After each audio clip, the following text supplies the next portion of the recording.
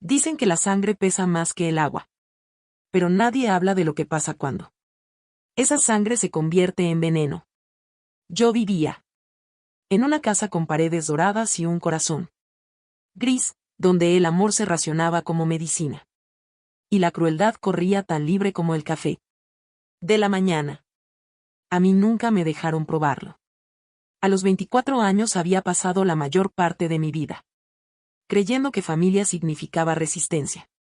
Que ser la hija no deseada era aceptar las migajas que me aventaban. Pero ese martes por la mañana, en nuestra casa suburbana de Chicago, se convirtió en el día en que dejé de creer. Para siempre en su versión de familia. El olor a café recién hecho y pan tostado con mantequilla. Me golpeó mientras bajaba las escaleras. Aromas que nunca llegaban a mi plato. La risa de Chloe atravesó la cocina como vidrio rompiéndose. Afilada y deliberada, anunciando que ella era el centro del universo de alguien. Sentada en la barra de la cocina con pijamas de seda. Que costaban más que lo que yo ganaba en un mes en la biblioteca. Mientras mamá, Melanie, revoloteaba a su alrededor. Como sirvienta devota. Por fin decidiste honrarnos con tu presencia, dijo Melanie.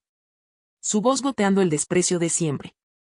El cuarto de Chloe necesita limpieza antes de su entrevista. Alfombra aspirada, closet organizado por color y temporada. Miré el reloj del microondas. 7 de la mañana y yo tenía que estar en la biblioteca a las 8:30. Mamá, tengo que irme pronto. Tal vez pueda limpiarlo en la noche. La nube de tormenta que se dibujó en el rostro de Melanie. Me era familiar, pero ese día se sintió diferente. Algo más oscuro se escondía en sus ojos cuando dejó la cafetera y se giró hacia mí, con movimientos deliberados, depredadores. ¿Me acabas de cuestionar? Su voz era peligrosamente baja. Después de todo lo que tu padre y yo hemos hecho por ti. De reojo, vi a Chloe recargarse en la silla. Sonriendo mientras bebía jugo de naranja. Ella vivía para esos momentos, se alimentaba de ellos. Como un vampiro de la sangre. La dinámica siempre fue clara, Chloe era la niña dorada. El milagro, y yo era el error que heredaron. Cuando mis padres biológicos murieron en un choque. Cuando yo tenía 6 años. Richard. Llamó Melanie hacia las escaleras. Ven a hablar con tu hija sobre respeto. Mi padre adoptivo apareció con traje caro y cabello perfecto. Llevando en la cara esa decepción perpetua. Que siempre reservaba para mí. ¿Y ahora qué pasa? Preguntó, sin siquiera mirarme directo. Tu hija cree que es demasiado buena para ayudar en la casa. Dijo Melanie con tono de víctima herida. Le pedí que limpiara el cuarto de Chloe y puso pretextos. Sobre el trabajo. Los ojos de Richard finalmente se clavaron en mí. Llenos de disgusto y molestia. ¿Sabes cuál es tu problema, Harper? Que eres una malagradecida. Te recibimos cuando nadie más lo hizo. ¿Y así nos pagas? Entonces Melanie se acercó al mostrador. Donde había estado planchando la blusa de Chloe. La plancha seguía conectada, caliente. Con vapor saliendo de la superficie. La levantó con naturalidad, pero algo en su postura hizo que todos mis nervios gritaran peligro. Y creo que necesitas un recordatorio de cuánto dependes. De nuestra bondad, dijo Melanie, plancha caliente en mano. Chloe se inclinó hacia adelante, ojos brillando de emoción. Mami, haz que limpie todo mi closet también. Nunca arregla bien mis zapatos. Un recordatorio físico le ayudaría a recordar. Quien la mantiene fuera de la calle. Donde pertenece la basura que en realidad es. Melanie siguió avanzando. Detrás de ella, la voz de Richard tronó con aprobación. Hazlo. Tiene que aprender que el respeto no es opcional. La única manera en que basura como ella aprende es con dolor. Melanie levantó la plancha, la superficie brillando. Y la presionó contra mi espalda a través de mi camiseta delgada. El dolor fue como un rayo, devastador. El grito que salió de mi garganta ni siquiera sonaba a mi voz. Me desplomé contra la barra de la cocina. Mis manos buscando dónde sostenerse. Mientras mi cuerpo se convulsionaba. El olor a tela y piel quemada llenó el aire. Entre el rugido en mis oídos, escuché la risa emocionada de Chloe mezclada con los regaños de Melanie sobre cómo yo ensuciaba su piso limpio. Chloe se arrodilló junto a mí, su cara perfecta fingiendo preocupación, y susurró cerca de mi oído. Pobrecita Harper, 24 años y sigues siendo solo una sirvienta. Casi me das lástima. Casi. Richard me jaló del cabello, obligando a levantar la cabeza. Deja de llorar. Limpia el cuarto o duermes afuera esta noche. Tal vez una noche en el frío te enseñe a apreciar. Mientras me levantaba, la espalda gritando de dolor. Algo cambió dentro de mí. No fue dramático como en las películas. Fue silencioso, frío y definitivo. Como una puerta cerrándose en lo más hondo de mi pecho. Los miré a los tres, que se llamaban mi familia. Y entendí con una claridad brutal que estaba completamente sola. Siempre lo había estado. Pero por primera vez en 18 años, esa verdad no me dio miedo. Me liberó. Esa mañana limpié el cuarto de Chloe con la espalda quemada, pegada a la camiseta. Cada movimiento traía un nuevo dolor. Pero no lloré, no protesté, no les di la angustia que esperaban y disfrutaban. En cambio, doblé su ropa metódicamente. Mientras un plan se cristalizaba en mi mente. Frío como escarcha en una ventana, esa noche me quedé de pie en mi cuarto pequeño, mirando hacia las calles arboladas donde los vecinos llevaban vidas normales. La quemadura ya había hecho ampolla y palpitaba con cada latido, pero el dolor físico no era nada comparado con la fría claridad que se asentaba en mí. Finalmente me habían mostrado quiénes eran en realidad, despojados de toda pretensión de obligación familiar o amor duro. Eran extraños que destruían mi espíritu sistemáticamente por diversión, y yo ya no estaba dispuesta a hacer su entretenimiento. Saqué una grabadora digital que había comprado meses atrás. Mañana comenzaría a documentar todo. Cada insulto, cada amenaza, cada momento de crueldad que ellos creyeran privado se convertiría en evidencia. Había pasado años siendo su víctima, pero las víctimas que se defendían dejaban de serlo. A la mañana siguiente no hubo disculpas, ni reconocimiento. Cuando entré a la cocina, su conversación ni siquiera se interrumpió. Era como si yo fuera invisible.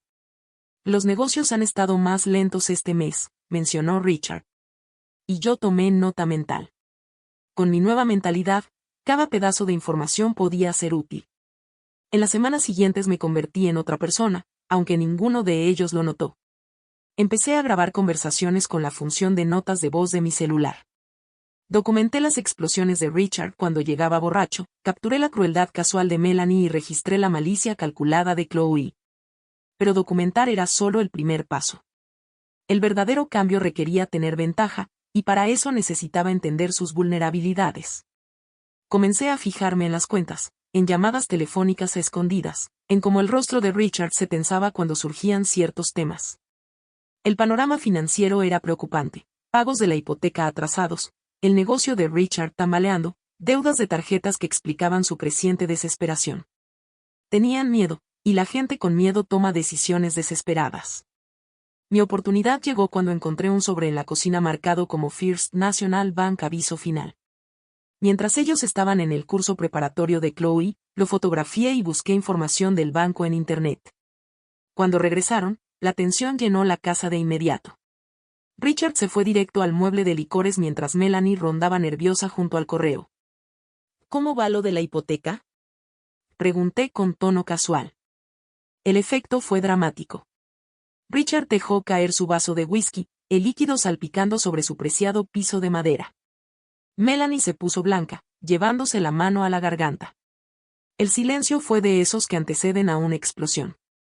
No te metas en asuntos de adultos, espetó Melanie, pero vi el miedo en sus manos temblorosas mientras recogía el correo con desesperación. En los días siguientes observé cómo la paranoia se los iba comiendo. Richard bebía más temprano, Melanie hacía llamadas furtivas. Y lo más importante, comenzaron a pelear por dinero, culpándose mutuamente de sus problemas. Chloe, mientras tanto, seguía feliz e ignorante de que su fondo universitario había sido usado para cubrir la hipoteca.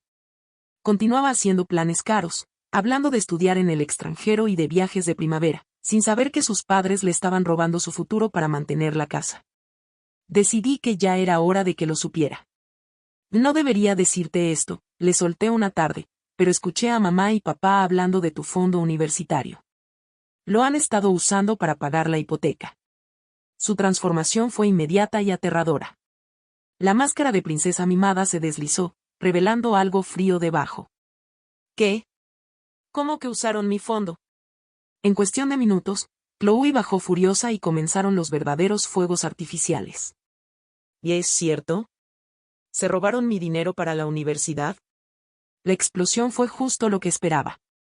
Los gritos defensivos de Richard se mezclaban con los intentos de control de daños de Melanie, mientras las acusaciones de Chloe se volvían cada vez más feroces.